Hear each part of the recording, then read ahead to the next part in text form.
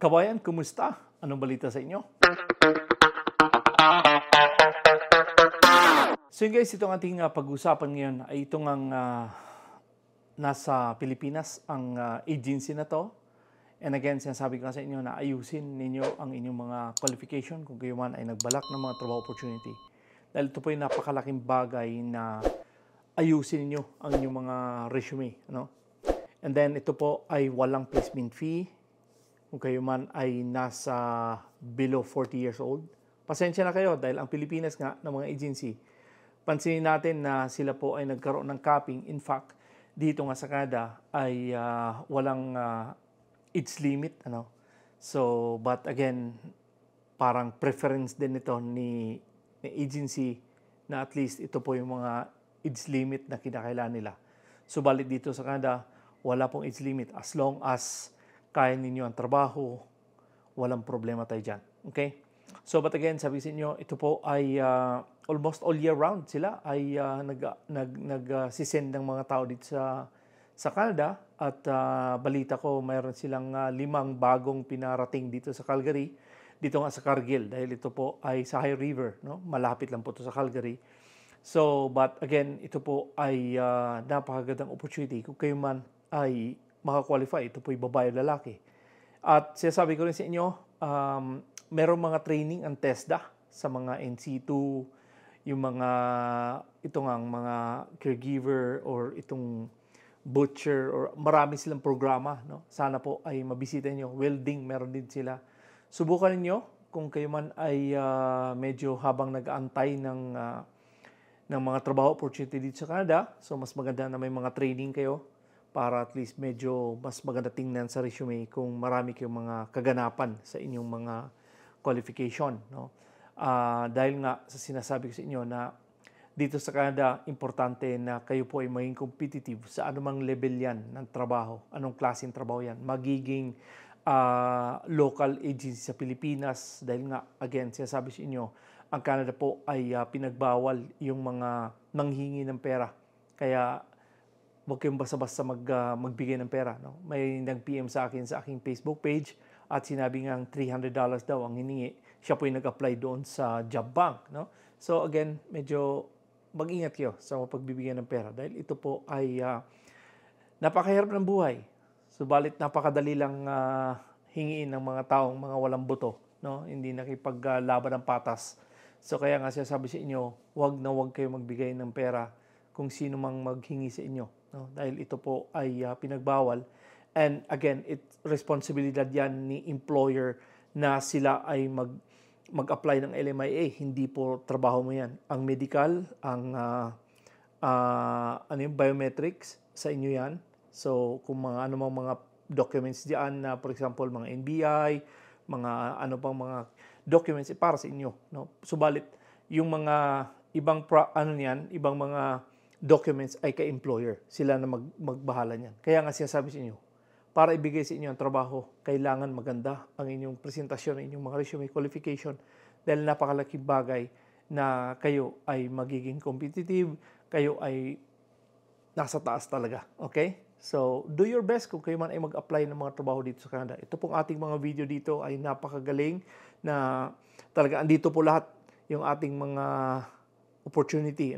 Andito yung mga agency, andito yung email. Kung i-email nyo, kung makakuha ko ng email, lalagay ko sa description box. Kaya sabi sa inyo, mag-comment lang kayo kung meron kayong mga katanungan. Wag lang kayo mag-comment na paano po mag-apply. Dahil andito po sa mga video. Okay? So, but again, sabi ko sa inyo, ito po ay legit agency sa Pilipinas. At ito po sila hindi nanghihingi ng pera. Okay? So, ito po ay Magsaysay Global Services. So, napakaganda tong opportunity. At again, ito po ay kanilang hinahanap dito ay meat cutter at swine technician.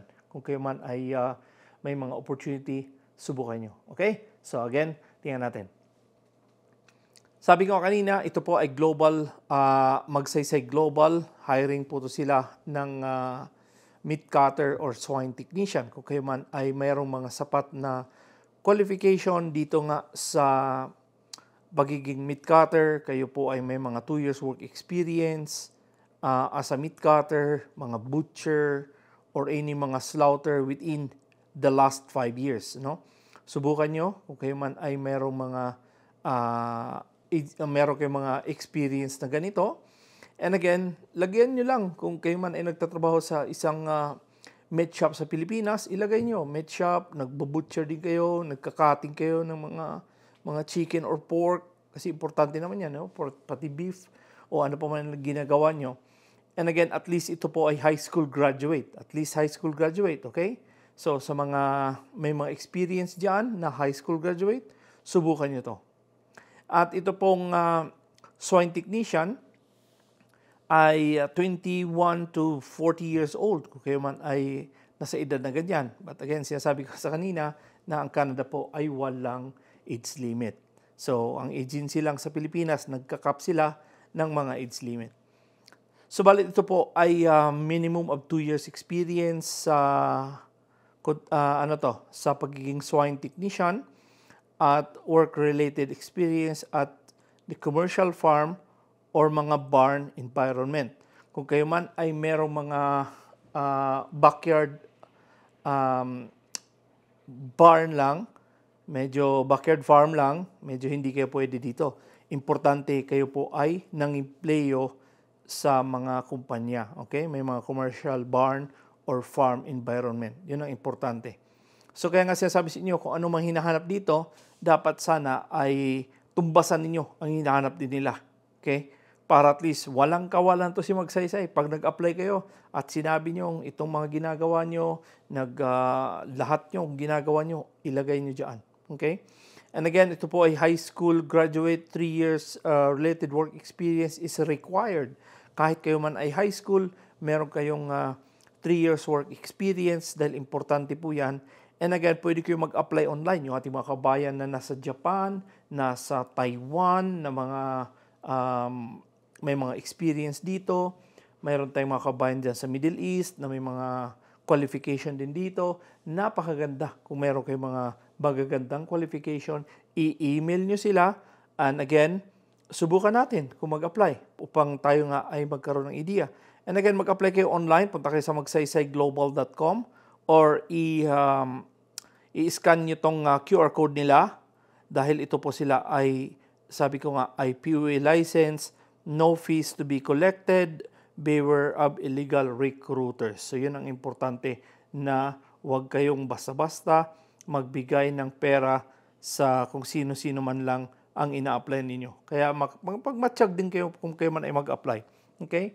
So again guys, sana po ay makatulong yan sa inyo at ito po sila ay continuous na naghahanap ng mga trabahador at i-update nyo yung inyong mga resume. Ayusin niyo inyong mga resume. Sinasabi sa inyo lagi yan. Sa mga vlog ko, sinasabi sa inyo na ayusin niyo yung resume dahil yan ang key upang kayo makarating ng Canada. At mag-apply kayo ayon sa mga inyong work experience. Huwag kayo mag-apply na wala kayo work experience. Kaya mahirapan kayo. No? Mahirapan kayo.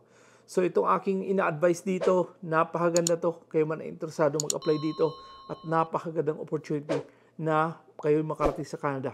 Dahil after 2 years na kayo ay matapos sa kontrata niyo, then makakuha kayo ng PR, pwede na kayo kumalas kung saan kayo gusto, saan nyo trabaho ang gusto nyo. Importante makarating kayo ng Canada. Importante makarating kayo dito. And then after 2 years, 3 years, alis na. Pwede na kayong, kung anong gusto nyo trabaho, mamili na kayo. Okay? Mamili na kayo. Pero for the meantime, huwag muna kayo mamili. Relax lang muna. Chill-chill lang. And then pag medyo andyan na yung PR na kayo, naka-open permit na kayo, ayun na. Pwede na yan. Okay? But for the meantime, relax. Chill-chill lang muna. Tapos ayusin lang. Ayusin lang ang trabaho ninyo upang kayo ma-promote. Dahil kahit kayo ay mga contract worker, kayo po ay may karapatang ma-promote sa trabaho kung kayo may maayos magtrabaho. No? Importante ayusin ang trabaho lagi dahil napalaking bagay na magaling kayo sa trabaho upang kayo ma-promote. And then, di ba? Siyempre, pag na-promote kayo, di magandang dollar sign dyan. No, di ba? So, but again, huwag niyo muna isipin ang pera. Isipin niyo lang muna na paano makarating sa Canada, anong dapat gawin, i-prepare niyo sarili niyo, i-prepare niyo mga documents niyo upang yan ay talagang magandang paghandaan, no? Bago kayo mag-apply dito dahil para maganda.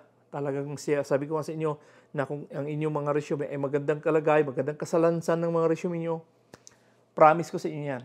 Kayo makarating ng Canada. Okay? So, but again, sana po ay may natutunan kayo dito sa ating video. I-check nyo lang yung aking mga videos dito. Napakarami po akong mga pinopost. At subukan nyo lang, panoorin nyo buo dahil andito po lahat ang mga impormasyon. And again, itong email nila, ilalagay ko lang sa description box upang kayo nga ay mag-email na sa kanila. At yung ating mga kabayan na wala sa Pilipinas o kahit nasa Pilipinas kayo, i-email nyo ang resume nyo. Ayusin ang resume. Sinasabi sa inyo. Okay? So, but again, pwede nyo i-share to ating mga videos sa inyong mga kaibigan, kamag-anak na gusto tagbalak pumunta sa Canada na sana po ay makarating kayo dito at sinasabi sa inyo, i-wall PM nyo ako doon sa aking, i-wall nyo ako doon sa aking Facebook page. No? May kumopya ng aking Facebook page. So, tingnan nyo, nasa 201,000 yung aking followers dyan. Subukan nyo dahil napakarami tayong mga budol-budol din talaga. Diyos ko Lord. So, mag-ingat lang kayo ha. And again, mag-ano kayo doon. Sabihin nyo, magkapi-kapi tayo kung dito na kayo sa Calgary. You know? Pag gusto ko din kayo makita na kayo nakarating ng Calgary. So, ganun pa mga guys. Sana po ay may natutunan kayo dito at mag-comment kayo kung mayroon kayong mga katanungan. And again, sinasabi ko sa inyo, huwag kayong magtanong kung paano mag-apply dahil andito na sa video. Okay? So again, maraming salamat ulit sa inyo. At kung hindi pa kayo nakapag-subscribe, sana po ay makonsider i-like, i-subscribe at huwag kalimutan lagi i-click ang notification bell para update kayo tuwing meron ko in-upload dito sa ating channel. So ganun pa man, maraming salamat ulit sa inyong pagsubaybay sa aking channel. Ako pala si Noy Tebs. God bless and a beautiful day.